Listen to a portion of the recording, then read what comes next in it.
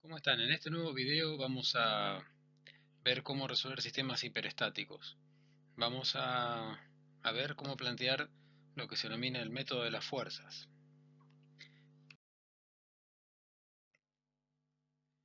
El método de las fuerzas lo vamos a plantear mediante un ejemplo, el cual vamos a ir desarrollando paso a paso cómo se utiliza este método. Supongamos que tenemos una viga que está empotrada a un extremo y tiene un apoyo de primera especie en el otro. Y está, digamos, aplicada una carga P en el centro de su luz en una posición igual a L sobre 2 y la viga tiene una longitud igual a L.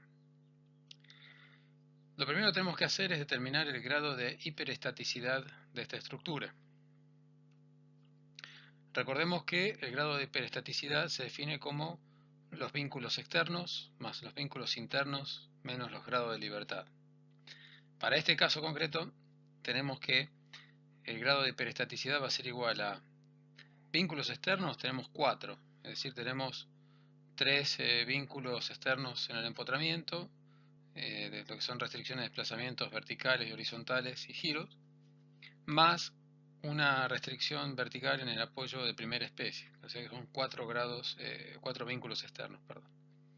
Vínculos internos, recordemos que son los que aportan las cadenas cerradas, en este caso es una viga, así que los vínculos internos son nulos, son igual a 0, y los grados de libertad, como es un sistema plano, son 3 grados de libertad que tenemos, 2 traslaciones y una rotación, por ende el grado de hiperestaticidad es igual a 1. Bueno, ahora vamos a plantear el segundo paso, que es determinar el sistema fundamental.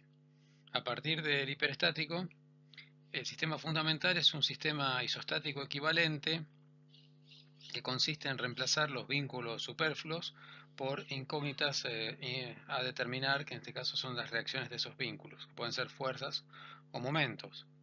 Por ejemplo, un sistema fundamental que podríamos tener es manteniendo el empotramiento y reemplazando el vínculo de primera especie por una fuerza equivalente a la reacción que hace ese vínculo, x1 desconocida, que es la incógnita que tenemos que determinar. Otro sistema fundamental que podríamos tener podría ser reemplazar el empotramiento por un vínculo de segunda especie y aplicar al sistema un momento x1 que sería la incógnita a determinar, ¿no? El momento que se, digamos, aporta el empotramiento. Entonces, podemos tener varios sistemas fundamentales en función del tipo de vinculación que tenga la estructura y el tipo de estructura. En este caso podemos tener dos fundamentales. Nosotros vamos a trabajar con el primer fundamental, es decir, vamos a mantener el empotramiento y vamos a ver cómo podemos determinar la incógnita superflua que sería x1. Bueno, una vez definido nuestro sistema fundamental, ahora tenemos que proceder a poder calcular el valor de la incógnita x1. Lo que sabemos es que en un sistema isostático, para poder resolverlo en el plano, poseemos 3 ecuaciones, 2 de proyección de fuerza, una de momentos, y en este caso tenemos 4 incógnitas, es decir que nos falta una ecuación más. Esa ecuación que falta vamos a ver cómo la podemos aportar de la siguiente manera.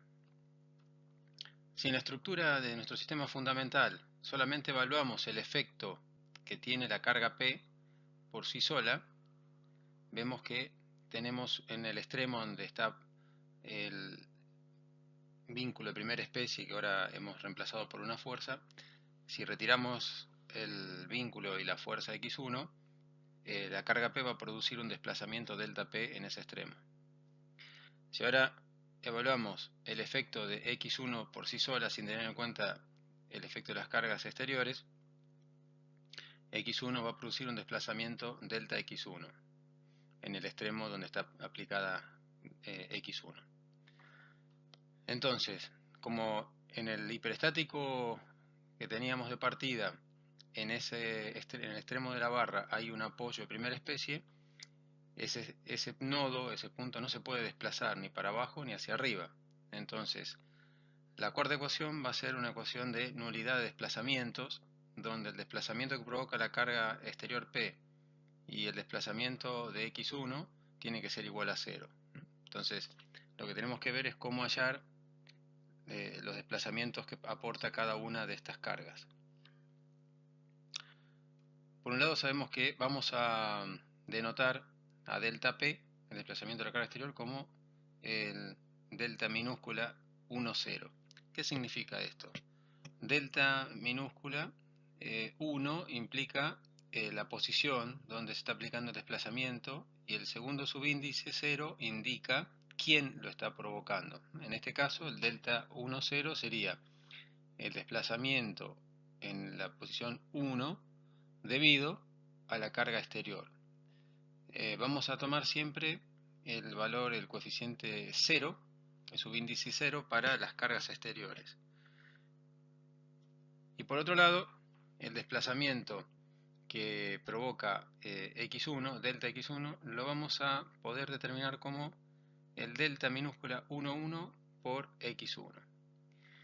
Es muy importante en este punto tener en cuenta lo siguiente. Este delta x1 es un desplazamiento producido en la posición 1 debido a una carga unitaria. Entonces, esto lo podemos hacer dado que estamos en un sistema donde los desplazamientos son pequeños. Si recordamos el teorema de los trabajos virtuales, estamos con deformaciones virtuales, que son deformaciones pequeñas, que pueden ser reales o ficticias.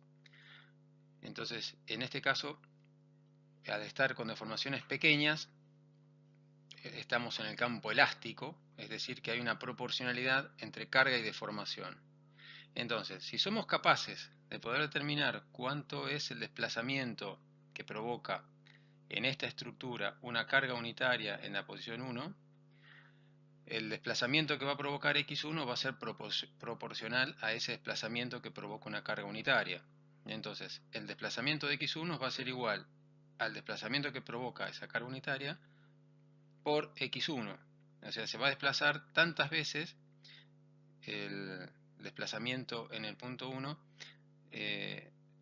va a ser el producto del desplazamiento unitario por el verdadero valor de x1. Hay una proporcionalidad entre carga y desplazamiento.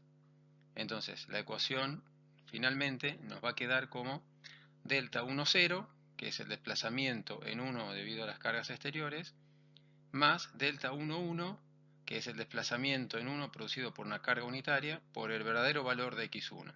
Y esto tiene que ser igual a 0. Entonces, estos coeficientes vamos a ver cómo los podemos determinar en función del teorema de los trabajos virtuales que ya hemos visto anteriormente. Bueno, una vez planteada la ecuación de nulidad de desplazamientos en el punto 1, donde está aplicado el apoyo de primera especie, vamos a proceder a calcular los desplazamientos debido a las cargas y a la carga x1. Entonces, primero vamos a calcular el desplazamiento en 1 debido a las cargas exteriores. Entonces, para ello planteamos el fundamental solamente con aplicada la carga exterior P. Vamos a ver solamente el efecto del desplazamiento debido a la carga P. Para ello hacemos el diagrama de momento correspondiente para P, y para poder calcular el desplazamiento en 1 debido a la carga P, aplicamos una carga unitaria en el punto 1. Aplicamos el teorema de los trabajos virtuales. Fíjense que acá hemos colocado en x1 una x1 minúscula raya para hacer ver que esta x1 no es la x1 mayúscula, que es la incógnita que tenemos que calcular. Este es el desplazamiento de una carga unitaria. Esto es para diferenciarlo y no confundirnos con la x1, que es la reacción en el apoyo que queremos determinar. Entonces también hacemos los diagramas de momento correspondientes para el diagrama de carga virtual unitaria, y aplicando el teorema de los trabajos virtuales vamos a calcular el desplazamiento en 1 de la carga exterior, carga P, como 1 sobre J por la integral entre 0 a L del momento debido a la carga unitaria por el momento debido a la carga P diferencial de X. Entonces, si reemplazamos las ecuaciones de momento de cada uno de los sistemas, nos queda que el desplazamiento en 1 de la carga P va a ser igual a 1 sobre J por la integral entre 0 a L sobre 2. Fíjense que acá hemos hecho la integral entre 0 y L sobre 2. ¿Por qué? Porque de L sobre 2 a L este extremo el diagrama de momentos de la carga P es nulo, entonces el producto de los momentos entre L sobre 2 y L es igual a 0. Entonces directamente integramos entre 0 y L sobre 2. Reemplazamos las funciones de momento de cada uno de los sistemas, el sistema unitario y el sistema de la carga P. Y bueno, resolviendo esta integral obtenemos que el desplazamiento en 1 debido a la carga exterior P va a ser igual a menos 5/48 de J por P por L cubo. Bueno, una vez que hemos calculado el desplazamiento en 1 debido a las cargas exteriores, a la carga P, vamos a poder calcular ahora el desplazamiento en 1 debido a una carga unitaria, el coeficiente delta 1,1. Entonces, planteamos el sistema, el fundamental, con una carga unitaria aplicada en 1. Fíjense que seguimos manteniendo x1 minúscula raya para diferenciarlo del x1, que es nuestra incógnita. Entonces, para poder calcular en 1 el desplazamiento de una carga unitaria, aplicando el teorema de los trabajos virtuales, tenemos que aplicar una carga virtual unitaria también en 1.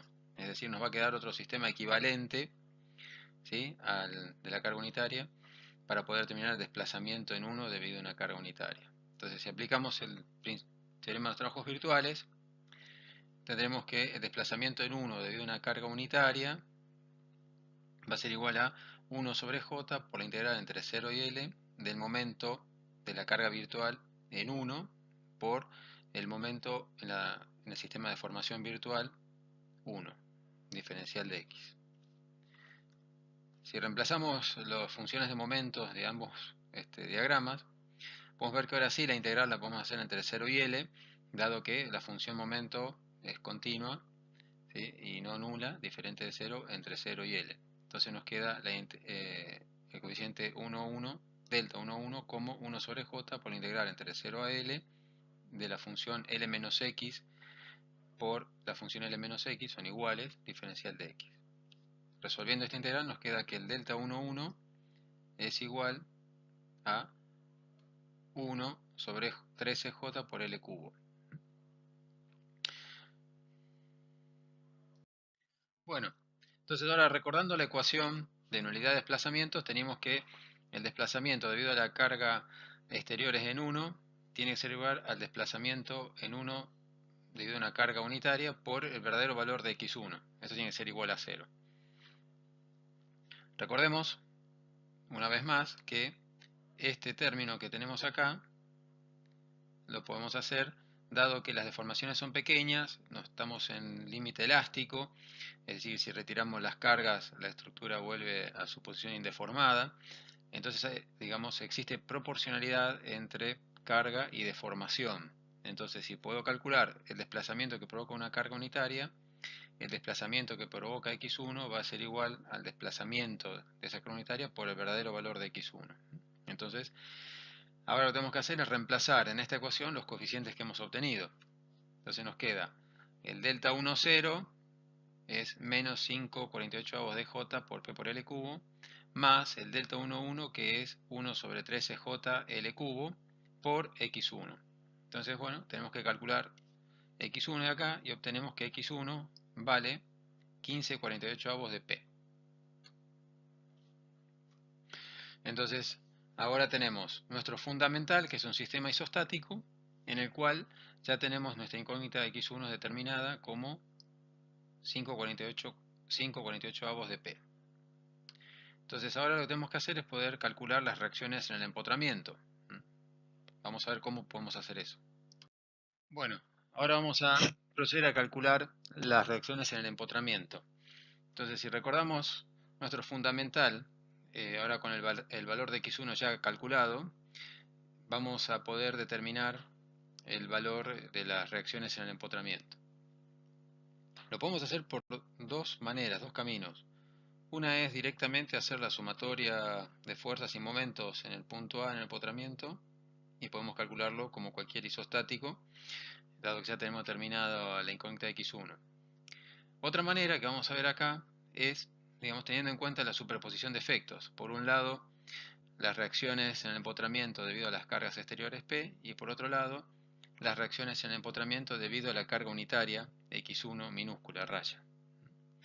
Entonces vamos a ver, por un lado, como recordando el diagrama de momentos y las reacciones en el empotramiento debido a la carga P, y por otro lado el diagrama en el sistema con la carga unitaria, la reacción en el empotramiento debido a la carga X1 raya unitaria. Entonces, esto traducido en ecuaciones sería lo siguiente: el momento en el empotramiento, el momento en el punto A, va a ser igual MA a M en A debido a la carga exterior, ¿sí?, más M en A debido a la carga unitaria 1 por el verdadero valor de X1. O sea, ven que es una ecuación similar a la de desplazamientos, nada más que ahora para momentos, ¿sí? Y ahora lo que tenemos que hacer es reemplazar los valores de momento de cada uno de los diagramas. Fíjense que nos queda M en A debido a la carga exterior es P menos P por L sobre 2, un momento negativo, más el momento debido a la carga unitaria X1 raya, que es igual a L positivo, por el verdadero valor de X1, que es 15,48 avos de P. Eso nos da que el momento en A vale menos 3,16 P por L. Este es el momento en el hiperestático, que es lo que nosotros queremos determinar. Lo mismo va a pasar para la reacción debido al esfuerzo, a la fuerza vertical en A, el esfuerzo de corte. RA va a ser igual al RA debido a la carga exterior P más la reacción en A debido a la carga unitaria 1 por el verdadero valor de X1. Esto sería menos P, dado que estamos considerando P, digamos, las fuerzas positivas hacia abajo, más 1, que es positivo, por el verdadero valor de X1. Esto nos da RA menos 11,16 avos de P. Entonces, de esta manera ya tenemos determinadas las reacciones en el empotramiento de nuestro hiperestático. Y bueno, ahora sí ponemos en evidencia todas las reacciones que hemos determinado y tenemos los valores de reacción en el empotramiento, el momento y la reacción RA como 3,16 de P por L el momento, RA es 11,16 de P y la carga X1, la reacción en el vínculo de primera especie, es 15,48 de P. Entonces ya podemos hacer los diagramas correspondientes a corte y momento de nuestra estructura. Ya tenemos determinadas todas las incógnitas. Así que bueno, esto es el método de las fuerzas. Vemos un ejemplo para un cálculo muy sencillo con una sola incógnita.